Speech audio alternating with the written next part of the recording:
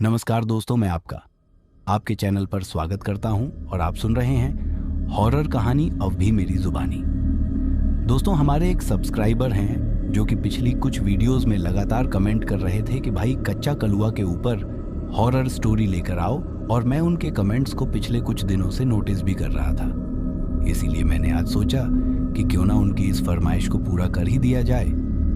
लेकिन उनकी इस फरमाइश को पूरा करने के लिए मुझे ज़रूरत थी एक ऐसी घटना की जो कि असल ज़िंदगी में किसी के साथ हुई हो, और फिर उस घटना को मैं कहानी के रूप में आपके सामने प्रस्तुत कर सकूं। पिछले 3-4 दिनों से मैं इसके बारे में खोजबीन कर ही रहा था कि तभी मुझे मेरे ही घर से पता चला कि मेरे ही परिवार में किसी के साथ कच्चे कलुए की खतरनाक घटना घटी हुई है। इसके बाद मैंने उस शख्स से मुलाकात की और उनसे उनके साथ हुई उस घटना के बारे में जाना, और आप यकीन नहीं मानोगे, उस घटना को सुनने के बाद एक पल के लिए तो मैं भी सोचने पर मजबूर हो गया था कि क्या कभी असल जिंदगी में भी ऐसा हो सकता है। तो अब यह घटना किसके साथ हुई थी और उन्होंने मुझे ऐसा क्या बताया कि जिसे सुनने के बाद मैं इतना सोचने को मजबूर हो गया, ये सब आज आपको इस कहानी में जानने को मिलेगा। लेकिन कहानी को शुरू करने से पहले, जैसा कि मैं आप लोगों से हमेशा कहता हूँ कि वैसे तो आप लोगों ने बहुत सी हॉरर कहानियाँ सुनी होंगी, लेकिन मुझे पूरी उम्मीद है कि आज की हमारी ये कहानी सुनकर आपको सच में डर का एहसास होने वाला है। बस मेरी आपसे इतनी गुजारिश है कि आप अगर इस कहानी को पूरा सुनेंगे तो आपको सच में बहुत ज़्यादा मज़ा आने वाला है। साथ ही अगर आप पहली बार हमारे इस चैनल पर आए हैं तो चैनल को अभी सब्सक्राइब कर लीजिए। ऐसा करने से हमारी और आपकी नज़दीकियां बढ़ जाएंगी और आगे आने वाली वीडियो आप तक आसानी से पहुंच जाएंगी।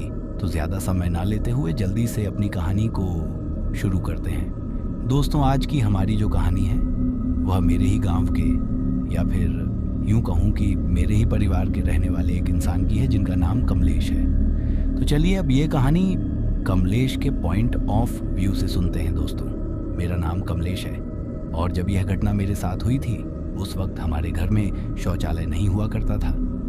यानी कि यह घटना आज से लगभग 15 साल पहले की है।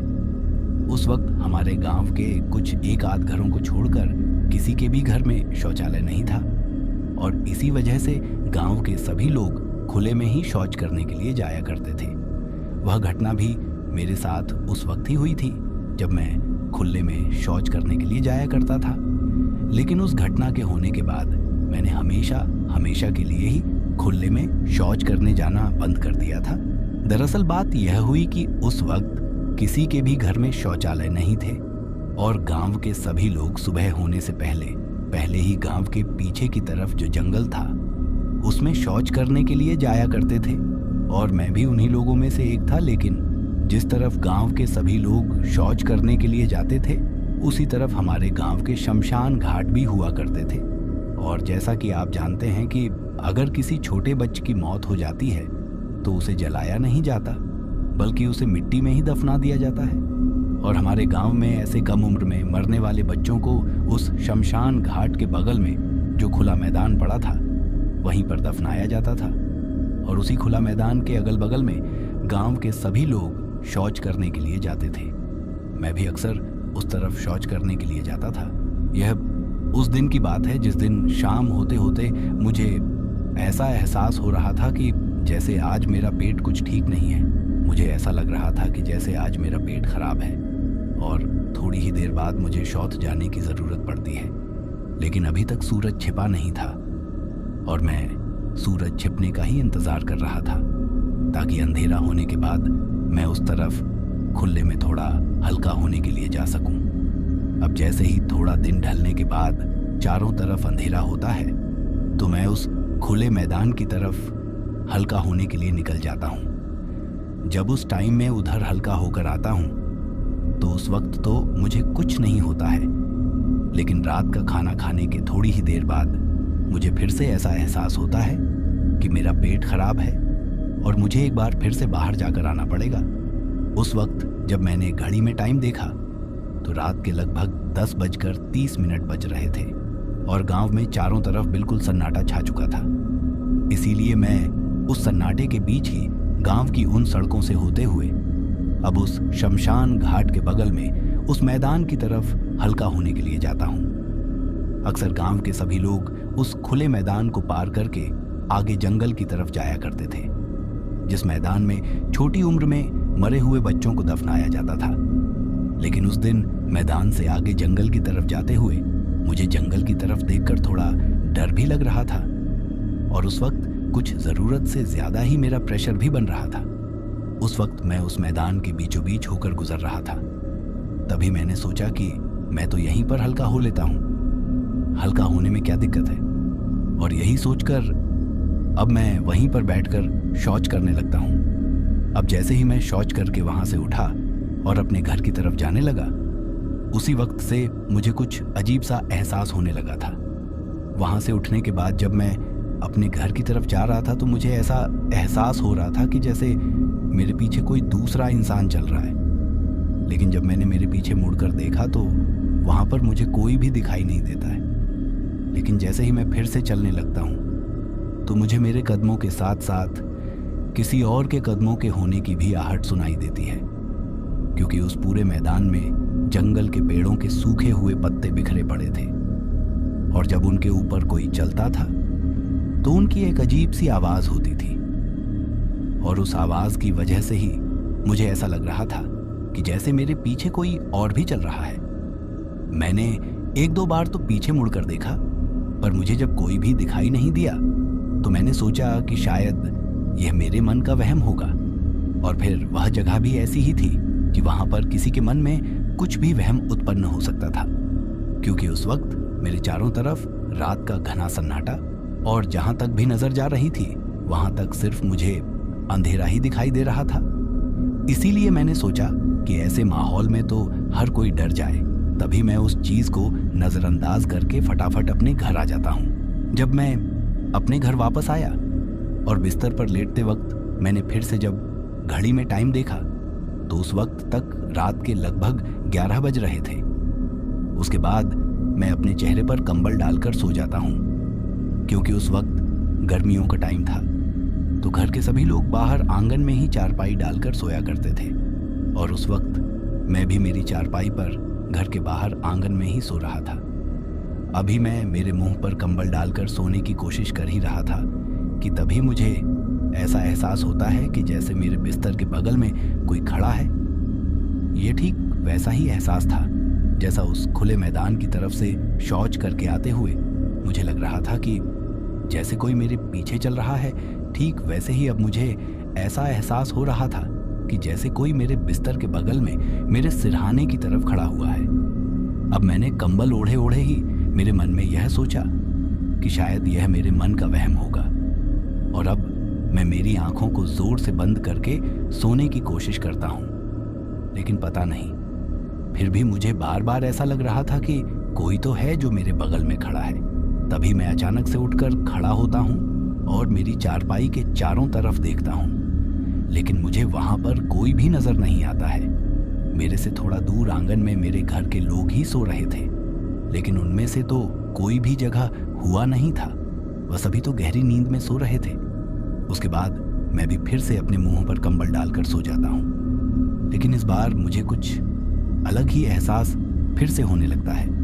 अब मुझे ऐसा लग रहा था कि जैसे मेरी चारपाई के नीचे कोई लेटा हुआ है, और उसके होने का एहसास लेटे हुए मुझे मेरी पीठ पर बार बार हो रहा था।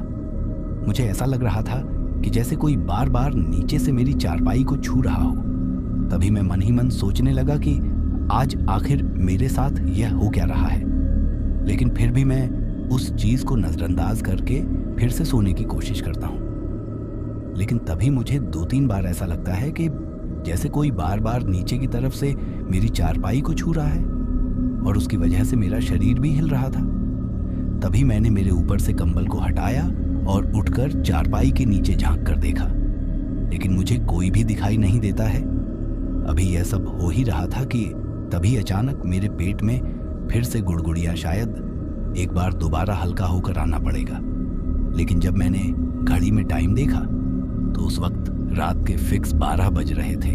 तो समय को देखकर मेरे अकेले की बाहर जाने की हिम्मत नहीं होती है, और मैं चुपचाप मेरे पेट में जो भी गुड़गुड़ियां के ऊपर लेटता हूँ तो मुझे एक बार फिर से बार बार यह एहसास होता है कि मेरी चारपाई के नीचे कोई ना कोई तो है। तभी मैंने सोचा कि मैं इस बार आराम से उठकर चारपाई के नीचे नहीं देखूंगा, बल्कि मैं झट से पलटकर अपनी चारपाई के नीचे देखूंगा, ताकि अगर कोई घर का बच्चा मेरे साथ या शरारत कर रहा है तो वह भाग नहीं पाएगा और मेरी पकड़ में आ जाएगा। अब मैंने ऐसा सोचकर ही अचानक से पलटकर मेरी चारपाई के नीचे देखा, और जैसे ही मैंने चारपाई के नीचे देखा तो इस बार मेरी हालत बुरी तरीके से खराब हो गई। मेरी आंखें फटी की फटी ही रह गई और मुझे ऐसा लग रहा था कि जैसे मेरे पेट में जो भी गुड़गुड़ाहट पाई के नीचे कोई बच्चा था। बल्कि मेरे डरने की वजह यह थी कि उस बच्चे का चेहरा इतना ज्यादा डरावना था कि उसे देखकर एक पल के लिए तो किसी भी इंसान के हार्ट अटैक ही आ जाए। क्योंकि जब मैंने मेरी नजरें मेरी चारपाई के नीचे की तरफ घुमाई तो मैंने देखा कि वह बच्चा मेरी चारपाई के नीचे एक अजीब ही तरीके से बैठा हुआ था, जैसे कोई बंदर किसी पेड़ के ऊपर बैठा रहता है, ठीक वैसे ही। और उसका चेहरा दिखने में इतना ज्यादा डरावना था कि उसे देखकर मुझे यह समझ ही नहीं आया कि यह मैं मेरी आंखों के सामने क्या देख रहा हूँ। उसके होंठ बिल्कुल बुरी तरीके से काले पड़े हुए थे और उसके चेहरे पर इतनी ज्यादा झुर्रियां थीं कि इतनी झुर्रियां तो किसी बुढ़े आदमी के भी नहीं होती। और उसकी आंखों के बीच का जो काला कांच था वह बिल्कुल गायब था और उसकी आंखें पूरी तरीके से सफेद थीं, जो कि उस अंधेरे में काफी चमक रही थी। और इसके साथ ही उसके सिर पर किसी बूढ़े आदमी की तरह सफेद बाल थे और तो और उसके दोनों कान भी नहीं थे। अब उसका ऐसा नजारा देखकर मेरी तो सिट्टी पिट्टी ही गुल हो गई। मुझे समझ नहीं आ रहा था कि मैं अब क्या करूं। मैं चिल्लाना चाहता था, मैं आवाज लगाना चाहता था और अपने घर वालों को जगाना चाहता था, लेकिन उस वक्त मैं सिर्फ सांस लेने के अलावा और कुछ भी नहीं कर पा रहा था। उसके बाद उस अंधेरे में मेरी तरफ देखकर वह बच्चा अजीब तरीके से मुस्कुराता है, और जब वह मुस्कुराता है तो उसके मुंह के अंदर से मुझे उसके दांत दिखाई देते हैं, जो कि पूरी तरीके से काले पड़े हुए थे और बीच बीच में से कुछ दांत टूटे हुए भी थे। और उसका एक दांत बहुत ही ज्यादा लंबा था, जो कि होंठों के बाहर तक आया हुआ था। अभी मैं चारपाई पर उल्टा लेटकर बस उसकी तरफ एकटक देखे ही जा रहा था और मुझे ऐसा लग रहा था कि जैसे अब थोड़ी ही देर में मुझे हार्ट अटैक आ जाएगा। लेकिन तभी अचानक से मुझे मेरे कंधों पर किसी के हाथ रखने का एहसास होता है और मैं चाहकर भी पीछे की तरफ पलटकर यह देख नहीं पा रहा था कि मेरे पीछे कौन है और किसने मेरे कंधों पर हाथ रखा है। तभी मुझे मेरे कानों में किसी की कोई आवाज सुनाई देती है और जब मैंने गौर से सुना तो वह आवाज मेरे पिताजी की थी। पिताजी की आवाज सुनकर मेरे अंदर थोड़ी हिम्मत आती है और मैं पलटकर जब उनकी तरफ देखता हूं तो वह मुझे कहते हैं कि अरे कमलेश, क्या हुआ? तू इस तरह से उल्टा क्यों लेटा हुआ है? तेरी तबीयत तो ठीक है ना? तभी मैं उनसे कहता हूं कि हाँ, तबीयत तो थोड़ी ठीक है, लेकिन आज पता नहीं पिताजी मेरे साथ कुछ अजीब हो रहा है। तो उन्होंने मुझसे पूछा कि क्या हुआ, तो मैंने उन्हें अब तक मेरे साथ हुई सारी बात बताई, यहां तक कि मुझे कोई चारपाई के नीचे बच्चा दिखाई दे रहा है। मैंने यह भी उनको बताया। तभी पिताजी ने नीचे झुककर मेरी चारपाई के नीचे देखा और वह मुझे हंसकर कहते हैं कि अरे यह तेरे मन का कोई वहम होगा, चारपाई के नीचे कोई भी नहीं है और अब तू चुपचाप सो जा। तभी मैं उनकी बात मानकर फिर से सोने की कोशिश करता हूं और अब पिताजी भी अपनी चारपाई पर जाकर सो चुके थे। अभी मैं कंबल ओढ़कर सो ही रहा था कि तभी मुझे मेरे कंबल के अंदर किसी मच्छर के होने का एहसास होता है। वह बार बार मेरे कानों के पास आकर आवाज कर रहा था। इसीलिए मैंने उसको दूर भगाने के लिए झट से अपने चेहरे के ऊपर से कंबल को हटा दिया। लेकिन जैसे ही मैंने मेरे चेहरे के ऊपर से कंबल को हटाया तो एक बार फिर से मेरी आंखें फटी की फटी ही रह गई और इस बार मुझे समझ आ चुका था कि मेरे साथ कुछ बहुत ही ज्यादा गलत हो गया है और शायद मैंने उस खुले मैदान में शौच करके बहुत बड़ी गलती कर दी और मैं वहां से एक ऐसी बला को साथ में लेकर आ गया हूं जो कि बहुत ही ज्यादा खतरनाक और डरावनी है। दरअसल जैसे ही मैंने मेरे चेहरे के ऊपर से कंबल को हटाया तो मुझे दिखाई देता है कि मेरे घर के आगे की तरफ छत की दीवार पर वही बच्चा बैठा हुआ है जो अभी कुछ देर पहले ही मेरी चारपाई के नीचे मुझे दिखाई दे रहा था। इस बार वह हमारे घर के आंगन की तरफ छत की दीवार पर पैर लटकाकर बैठा हुआ था और उसका वही डरावना चेहरा मुझे फिर से दिखाई देता है। इस बार वह मेरी तरफ देखकर बहुत ही अजीब तरीके से मुझे घूर रहा था। अभी मैं उसकी तरफ देख ही रहा था कि तभी अचानक वह मेरे ऊपर मेरी चारपाई पर कूद जाता है और जैसे ही वह मेरे ऊपर कूदता है तो मेरे मुंह से एक जोर की चीख निकल जाती है और मैं उछलकर मेरी चारपाई के ऊपर से खड़ा हो जाता हूं। और मेरे ऐसा करते ही मेरे घर के सभी लोग भी जाग जाते हैं और तभी मेरी माँ मेरे पास भाग कर आती है। वह मुझसे बड़ी ही बेचैन होकर पूछती है कि क्या हुआ, तो मैंने उन्हें सारी बात बताई। तब तक पिताजी और बाकी घर के सभी लोग भी वहां पर आ चुके थे। लेकिन मेरे पिताजी क्या हैं कि शुरू से ही भूत प्रेत और इन चीजों को बहुत कम मानते हैं, या यूं कहूं कि बिल्कुल ही नहीं मानते। तभी उन्होंने मुझे फिर से कहा कि अरे यह तेरे मन का वहम है, ऐसा कुछ भी नहीं है। तभी मेरी माँ मुझे कहती है कि तू सो जा, मैं तेरे पास ही सो जाती हूँ। लेकिन मेरे साथ ऐसा होने के बाद मेरी माँ की चिंता बहुत ही ज्यादा बढ़ गई थी और उस दिन तो मैंने वह रात जैसे तैसे बिताई। फिर दूसरे दिन सुबह होते ही अचानक मेरी माँ मेरे पास आकर मुझसे कहती है कि तू फटाफट नहा धोकर तैयार हो जा, हमें कहीं पर चल कर आना है। और वह इस बारे में मुझे मेरे पिताजी से कहने के लिए मना करती हैं। फिर उसके बाद हम दोनों घर पर पिताजी से कुछ और बहाना बनाकर घर से निकल जाते हैं। तभी रास्ते में चलते वक्त मैंने मेरी माँ से पूछा कि आखिर आप मुझे कहाँ लेकर जा रही हो। तभी मेरी माँ ने मुझसे कहा कि कल रात जो कुछ भी तेरे साथ हुआ था वह सब गांव में पहले भी कुछ लोगों के साथ हो चुका है और उनमें से एक दो लोगों की तो मौत भी हो गई थी और मैं नहीं चाहती कि तेरे साथ भी कुछ ऐसा हो। कहीं मुझे जिस बात का डर है वही तो तेरे साथ नहीं हो गया। इसी चीज की जांच पड़ताल करने के लिए हम लोग बगल के गांव में जो हनुमान जी का मंदिर है वहां पर उन पंडित जी के पास चल रहे हैं। उसके बाद हम लोग हमारे गांव के बगल में उस हनुमान जी के मंदिर में जाते हैं और वहां के पंडित जी को मेरी माँ ने मेरे साथ जो भी कुछ हुआ उसके बारे में सब कुछ बताया।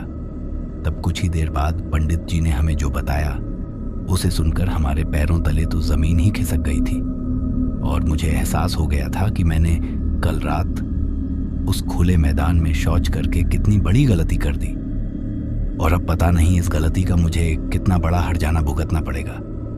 दरअसल उन पंडित जी ने मुझे बताया कि जब मैं उस खुले मैदान में शौच करने के लिए गया था और जहां बैठकर मैंने शौच किया वहीं पर एक मरे हुए बच्चे की कब्र थी जहां उसे दफनाया गया था और अब वह कच्चा कलुआ उसी वक्त से मेरे साथ होकर मेरे घर पर आ गया है। पंडित जी ने कहा कि अगर जल्दी ही इस चीज का इलाज नहीं करवाया गया तो वह आप लोगों के घर में से किसी एक इंसान की जान लेकर ही मानेगा, क्योंकि उस कच्चे कलवे की बहुत ही छोटी उम्र में अप्राकृतिक मौत हो गई थी जिसकी वजह से आज तक उसकी आत्मा वहीं पर भटक रही थी और मैं उसकी चपेट में आ गया। अब उसके जीवन की जो कुछ अधूरी इच्छाएं थीं उन्हें वो मेरे जरिए या फिर मेरे परिवार के किसी भी सदस्य के जरिए पूरा करना चाहता है और इसके लिए वह घर में से किसी एक इंसान की चाट लेकर ही रहेगा। तभी माँ ने उन पंडित जी से कहा कि आप हमें इस समस्या के निवारण का कोई रास्ता बताइए। तब पंडित जी ने माँ को मंदिर का कुछ बबू दिया और माँ से कहा कि आज शाम को आकर वह घर पर कुछ हवन और अन्य प्रक्रियाएं करके जाएंगे जिससे उस कच्चा कलवा की आत्मा हमारे घर से दूर हो जाएगी। इसके बाद मैं और माँ घर पर वापस लौट आते हैं और माँ ने सारी बात आकर पिताजी को बताई, लेकिन पिताजी माँ की बात सुनने के बजाय माँ के ऊपर गुस्सा करने लगे और उनसे कहने लगे कि तुम यह क्या फालतू की बातें बच्चों के दिमाग में डाल रही हो। असल जिंदगी में ऐसा कुछ भी नहीं होता है। कल रात इसके साथ जो कुछ भी हुआ वह इसके मन का वहम ही होगा। अभी माँ और पिताजी के बीच में यह बहसाबाजी चल ही रही थी कि तभी घर के अंदर से मेरी बहन बहुत तेज और अजीब सी चाल चलते हुए हमारी तरफ आती है और गुर्रा हुए मेरी तरफ झपट्टा मारकर मुझे जमीन पर गिरा देती है और मेरा गला पकड़कर मेरे सीने के ऊपर बैठ जाती है। इसके बाद वह मुझे अजीब सी गुड़ती हुई आवाज में कहती है कि तुझे क्या लगा कि तू मंदिर जाकर आएगा और मुझे पता नहीं चलेगा? मैं तुझे बिल्कुल भी नहीं छोड़ूंगा, मैं तुझे अपने साथ लेकर ही जाऊंगा। तुम लोगों ने मंदिर में जाकर बहुत बड़ी गलती कर दी है और इस गलती की तुम्हें बहुत ही भारी कीमत चुकानी पड़ेगी। जब यह सब बातें मेरी बहन मुझे बोल रही थी तो उस वक्त उसकी आवाज पूरी तरीके से बदली हुई थी। उस आवाज को सुनकर ऐसा लग ही नहीं रहा था कि यह उसकी आवाज है, बल्कि उस आवाज को सुनकर ऐसा लग रहा था कि जैसे कोई बूढ़ा और बड़ा आदमी बोल रहा हो। अब मैं अपने दोनों हाथों से उससे अपने गले को छुड़ाने की कोशिश कर रहा था और यह सब कुछ ही पलों में हुआ था। इसके साथ ही यह सब मेरी माँ और पिताजी के सामने ही हो रहा था, जिसके बाद पिताजी ने मेरी बहन को दोनों तरफ से पकड़ा और उसे मेरे ऊपर से हटाया। मेरे ऊपर से हटाते ही मेरी बहन वहां पर अचानक से बेहोश हो जाती है। उसके बाद मैं उठकर खड़ा होता हूं और मेरे पिताजी इसके बाद मुझे कहते हैं कि जाओ एक पानी का गिलास लेकर आओ, क्योंकि उस वक्त मेरी बहन वहां पर बेहोश पड़ी थी, तो उसे होश में लाने के लिए पिताजी पानी मंगवा रहे थे। इसके बाद तो पिताजी ने भी इन सब बातों पर यकीन कर लिया था। उन्हें इस बात का यकीन हो गया था कि सच में ही हमारे घर में किसी बुरी आत्मा का साया है। तभी मैं अंदर पानी लाने के लिए चला गया और जब मैं पानी लेकर वापस आया तो मैंने देखा कि मेरे पिताजी और माँ आपस में बातें कर रहे हैं, लेकिन मेरी बहन वहां पर नहीं है। वह वहां से अचानक से गायब हो गई थी। तभी मैंने माँ और पिताजी के पास जाकर मेरी बहन के बारे में पूछा तो पिताजी ने कहा कि अभी तो यहीं पर लेटी हुई थी, कहाँ गई? इसके बाद माँ और पिताजी भी परेशान हो जाते हैं। तभी मैं भी उन लोगों के ऊपर गुस्सा करके उनसे कहता हूँ कि आप लोगों ने उसे ऐसी हालत में छोड़ कैसे दिया? अभी मैं सिर्फ पानी लाने के लिए ही तो गया था। तभी पिताजी ने मुझसे कहा कि मेरा तो सिर्फ एक पल के लिए ही उसके ऊपर से ध्यान हटा था।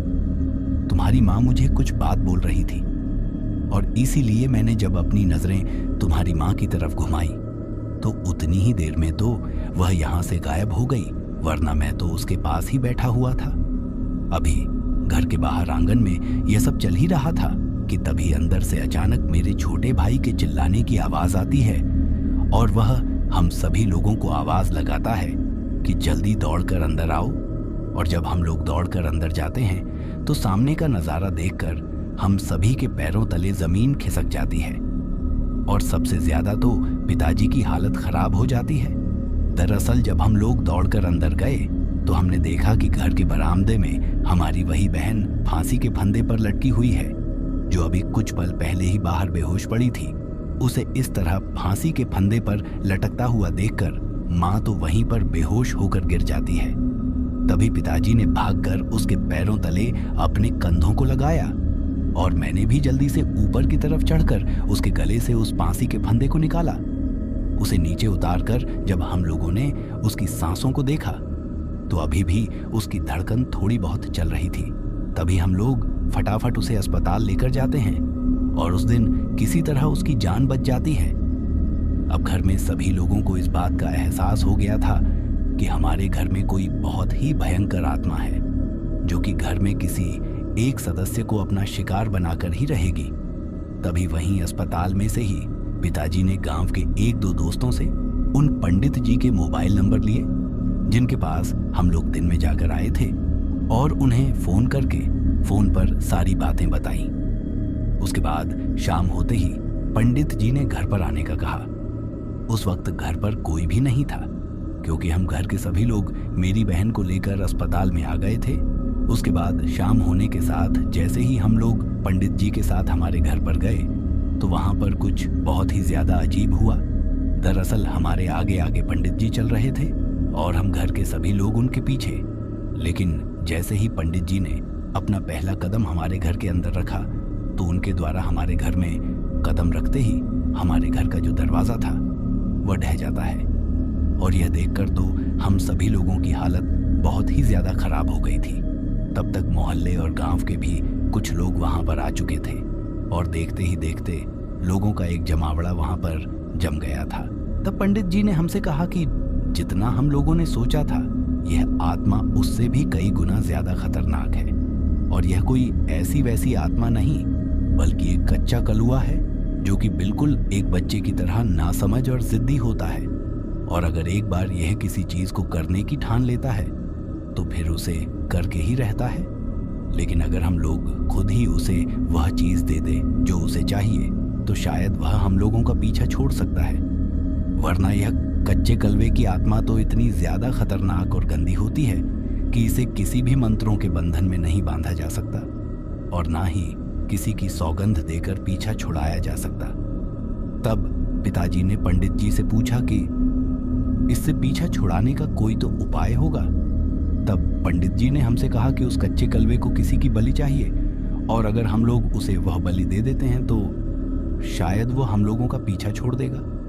ये सुनकर पिताजी थोड़ा घबरा जाते हैं और वो पंडित जी से कहते हैं कि पंडित जी, आप यह कैसी बातें कर रहे हैं? भला मैं मेरे घर के किसी भी सदस्य की बलि कैसे दे सकता हूँ? तब पंडित जी ने कहा कि यह कोई जरूरी नहीं है कि हम किसी इंसान की ही बलि दें, बल्कि हम उसे किसी जानवर की बलि देकर भी उससे पीछा छुड़ा सकते हैं।